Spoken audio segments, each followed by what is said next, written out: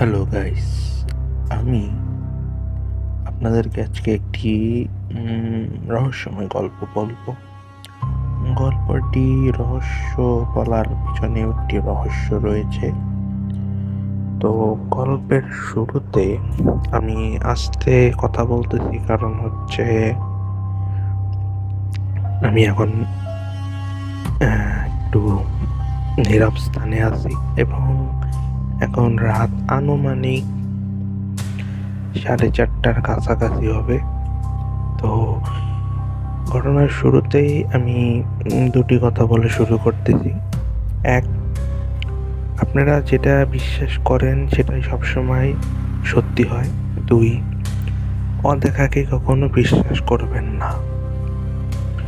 তো আমি সবসময় ভাবতাম যে বাজে কিছু, মানে বাজে কোনো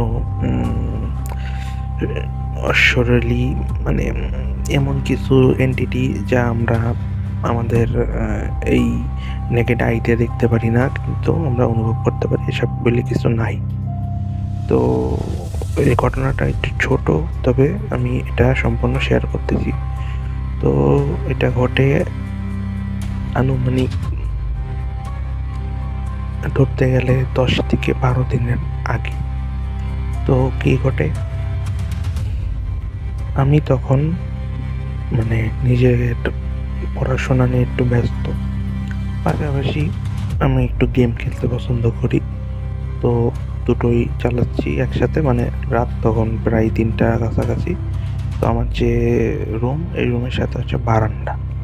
তো এই বারান্দার থেকে হঠাৎ মানে একটা অন্যরকম একটা আওয়াজ পাই। তো আমার পিসিতে গেম অন ছিল, ফিফা, পাশাপাশি মানে আমি একটু ম্যাথ, অ্যাকাউন্টিংয়ের ম্যাথ এগুলো একটু করতেছিলাম। পাশাপাশি মানে এরকম সময় আমি মানে আমার পিসি থেকে একটা মানে ওয়েড আওয়াজ পাই। তো আওয়াজটা শোনার পরে আমি একটু মানে মানে একটু কনসিয়াসনেস থেকে, মানে আনকনসিয়াসনেস থেকে কনসিয়াসে একটু ফিরি এবং আমি চেয়ার থেকে উঠে ওইদিকে যাই। তো আমি যা লক্ষ্য করি সেটা হচ্ছে একটা কালো কুচকুচে বেড়াল।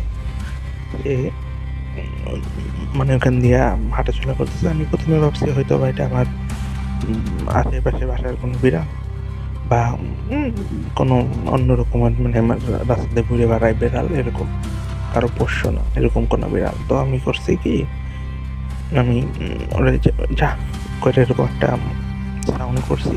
সাডেনলি ওই বিড়ালটা কি করলো, মানে আমার দিকে অন্যরকমভাবে ম্যাও ম্যাও না, মানে অন্যরকম একটা আওয়াজে সে ওখান থেকে চলে গেল। কিন্তু ব্যাপারটা এখানে থাইমে থাকলে বা এখান পর্যন্ত হইলে ভালো হইতো, কিন্তু সমস্যাটা হয়েছে কি, আমি তারই 1 কি 1.5 ঘন্টা পর ঘুমিয়ে পড়ি 4টা 4:30 নাগাদ। তো আমি ঘুমের মধ্যে স্বপ্ন দেখি যে একটা অন্ধকার, মানে আমি ঘুমের মধ্যে স্বপ্নের ভিতরে দেখতেছি একটা অন্ধকার এলাকা, সেখান থেকে একটা আওয়াজ আসতেছে যে তুই কেন ওই টাইমে ওইখানে ছিলি এবং আমাকে বিরক্ত করলি। আর এই শব্দটা ইকো হইতেছে, মানে চারদিক থেকে আসতেছে।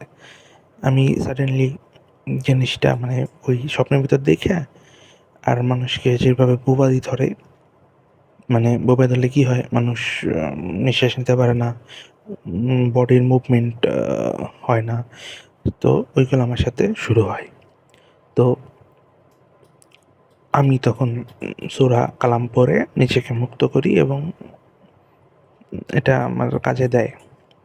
তো আজকে এটুকুই ছিল। তো এটা ওয়েড একটা ঘটনা ছিল আমার সাথে।